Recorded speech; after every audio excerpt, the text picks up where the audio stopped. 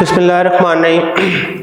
अस्सलाम वालेकुम dear students, आज आप हमारा जो टॉपिक डिस्कस करेंगे that is electrolytic refining of metal. ये बेसिकली क्या है, इसको देखने के लिए, इसको समझने के लिए आपको हमारी प्रीवियस वीडियोस देखनी होंगी जिसमें हमने बताया था कि किसी मेटल को कैसे एक्सट्रैक्ट किया जाता है ओर से, और जब हमारे पास कोई मेटल हासिल हो जाती है तो वो प्योर नहीं होती, उसको बाद में रिफाइन किया जाता है, उसे प्योरीफाई किया जाता है। प्योरीफिकेशन के कई मेथड्स हैं, लेकिन जो सबसे अच्छा और सबसे इफेक्टिव मेथड समझा जाता है वो होता है बिजली की मदद से, करंट की मदद से इलेक्ट्रोलिसिस करना, और इलेक्ट्रोलिसिस को ही इलेक्ट्रोलिटिक मेथड का नाम दिया जाता है जो आपकी बुक के अंदर मेंशन है। तो हमने बेसिकली प्रीवियसली जो कॉन्सेप्ट डेवलप किया था अपने माइंड में वो क्या था कि हमने रोस्टिंग करते हैं अपनी ओर की, रोस्टिंग के बाद उसकी स्मेल्टिंग करते हैं, स्मेल्टिंग में हमें कॉपर हासिल होता है, जो हमारी ज़रूरत की मेटल जो हमने वहाँ से लेनी है वो 40 से 45% प्योर होता है। और उसके बाद अगला जो हमारा मरहला होता है उसे बेसिमराइजेशन कहते हैं, और इस बेसिमराइजेशन में हम जो कॉपर हासिल करते हैं वो तकरीबन 98% प्योर होता है। अभी भी आप देख सकते हैं कि इसमें 2% क्या होती हैं, इम्प्योरिटीज होती हैं। तो उन इम्प्योरिटीज को खत्म करने के लिए हम इलेक्ट्रोलिटिक रिफाइनिंग करते हैं, रिफाइन करते हैं, साफ करते हैं। अब उसके लिए हमारे पास अपरेटस क्या होना चाहिए इस सारे सेटअप को बनाने के लिए? उसके लिए हमारे पास एक टैंक होना चाहिए जो कि बेसिकली इलेक्ट्रोलिटिक सेल के तौर पर काम करेगा,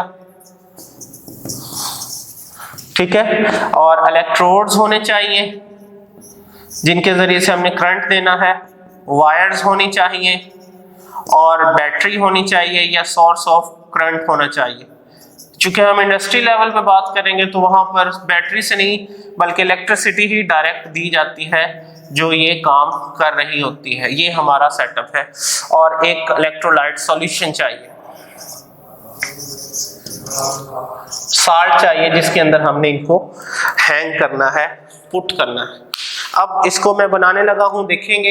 ये हमारा एक जो टैंक समझ ले बना दिया हमने, और उस टैंक के अंदर एक, चूंकि हमने कॉपर की प्योरिफिकेशन करनी है तो ये जो सॉल्यूशन लेंगे ये भी बेसिकली इसके अंदर कॉपर का होना जरूरी है, क्योंकि कॉपर आयन हेल्प करेंगे हमें ट्रांसफर, कॉपर जो है उसका सार जो वो हेल्प करेगा कॉपर को प्योर करने में।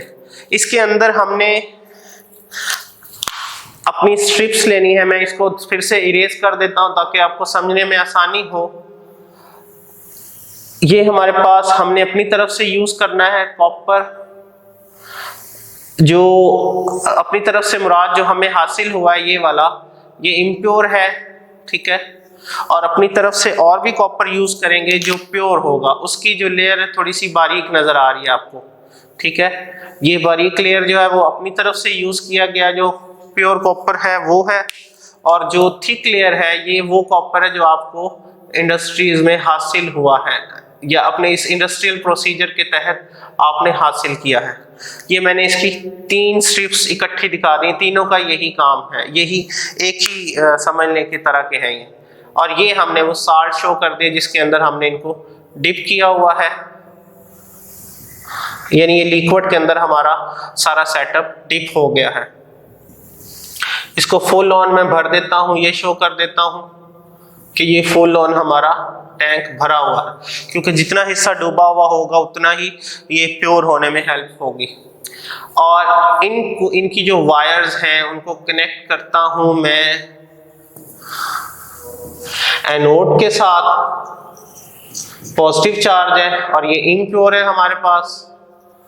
और इनकी जो वायर्स हैं उनको इनलार्ज करके यहाँ शो कर देता हूँ, जो कि बैटरी के नेगेटिव टर्मिनल से अटैच होंगी, जिसे हम कैथोड कहते हैं, और ये प्योर वायर्स हैं। अब आप रिएक्शन के शुरू होने से पहले देख सकते हैं कि जो प्योर वायर है वो बारीक है, और इम्प्योर में चूंकि इम्प्योरिटीज भी शामिल है तो वो थिक स्ट्रिप्स बनी हुई हैं। अब ये सारा हमारा सेटअप रेडी है, ये टैंक आ गया, उसके अंदर इलेक्ट्रोड डिप कर दिया गया है, एनोड और कैथोड, फिर वायर से कनेक्ट किया गया, बैटरी या सोर्स ऑफ करंट इन्हें हम प्रोवाइड करेंगे, और इलेक्ट्रोलिटिक साल्ट है, ये हमारा साल्ट में क्या होना चाहिए, कॉपर होना चाहिए, तो ये कॉपर सल्फेट भी आप ले सकते हैं, कॉपर क्लोराइड भी ले सकते हैं, या कोई भी कॉपर का साल्ट ले सकते हैं। तो बेसिकली ये एक रिएक्शन होगा, सबसे पहले एनोड पर रिएक्शन होगा, जैसे ही करंट देंगे तो एनोड पर जो कॉपर मौजूद होगा वो डिकम्पोज हो जाएगा, आयोनाइज हो जाएगा। ये देखें, ये आयोनाइज हुआ तो समझ लें इसने 2 इलेक्ट्रॉन निकाले, तो इसकी क्या हो रही है, ऑक्सीडेशन हो रही है। ये जो चार्जेस हैं और इलेक्ट्रॉन्स हैं ये मूव करेंगे इस सॉल्यूशन के अंदर, ठीक है, और ये सॉल्यूशन से कॉपर मूव करके यहाँ डिप हो जाएगा, और आहिस्ता आहिस्ता ये जो प्योर कॉपर की स्ट्रिप हमने ली है ये उधर से उतर के इसके साथ तो लगना शुरू हो जाएगा। तो जैसे हम देखते जाएंगे कैथोड पर जो नेगेटिव चार्ज है ये कॉपर उधर अट्रैक्ट होना शुरू हो जाएगा, और उसके साथ वाले जो इलेक्ट्रॉन है वो भी अटैच होना शुरू हो जाएंगे, और प्योर कॉपर का एटम जो कैथोड पर आना शुरू हो जाएगा, और इस रिएक्शन को हम नाम क्या देंगे, रिडक्शन का। अब आप देख सकते हैं कि हमारे पास जो कैथोड है वो प्योर कॉपर है जो हमने अपनी तरफ से लिया हुआ, तो देखते ही देखते ये प्योर कॉपर उतर उतर कर यहाँ लगना शुरू हो जाएगा, और इसकी जो लेयर है वो थिक होना शुरू हो जाएगी, और जो इम्प्योर कॉपर की लेयर्स थी वो क्या होना शुरू हो जाएंगी, वो थिन होना शुरू हो जाएंगी। ये देखिए मैं इसको ऐसे रिप्रेजेंट कर देता हूँ। तो मतलब क्या है कि वहाँ सिर्फ इम्प्योरिटीज रह जाएंगी, और कुछ इम्प्योरिटीज यहाँ भी गिर जाएंगी बर्तन के बॉटम में। इन इम्प्योरिटीज को हम क्या नाम देंगे, ये कोई और मेटल भी हो सकती है, इवन के सोना चांदी या कोई और मेटल जो उसके अंदर मिक्स है वो भी हो सकती है, या कोई और इम्प्योरिटी भी हो सकती है। तो बहरहाल इस इम्प्योरिटी को हम एनोड मड का नाम देंगे, और देखते ही देखते हमारी ये जो प्योर लेयर कॉपर की थी वो और ज़्यादा मोटी होती चली गई, क्योंकि सारा कॉपर उतर उतर के वहाँ से यहाँ ट्रांसफ़र होना शुरू हो गया, और जो इम्प्योर कॉपर थी उसकी लेयर थिन होना शुरू होगी, पतली होना शुरू होगी। तो इस बिजली के करंट की मदद से हमने इम्प्योर कॉपर में से प्योर कॉपर जो है वो सेपरेट कर लिया, और हमारे पास सेपरेशन के बाद इस मेथड को कंप्लीट होने के बाद 99.9% जो है वो प्योर कॉपर आपको हासिल होगी। इस तरह से हमने अपने इस प्रोसीजर के ज़रिए से कॉपर को हासिल कर लिया। ये लॉन्ग क्वेश्चन के पॉइंट ऑफ व्यू से इंपॉर्टेंट है ये टॉपिक। एनोड मड क्या है ये शॉर्ट क्वेश्चन पूछा जाता है। एनोड किस मटेरियल का होना चाहिए, या कैसी कॉपर होनी चाहिए, कैथोड कैसी होनी चाहिए, एमसीक्यूज के लिहाज से पूछे जाएंगे। तो इंशाल्लाह हम जो नेक्स्ट टॉपिक को अपनी नेक्स्ट वीडियो में डिस्कस करेंगे, तब तक के लिए अपना ख्याल रखिएगा। अल्लाह हाफिज़।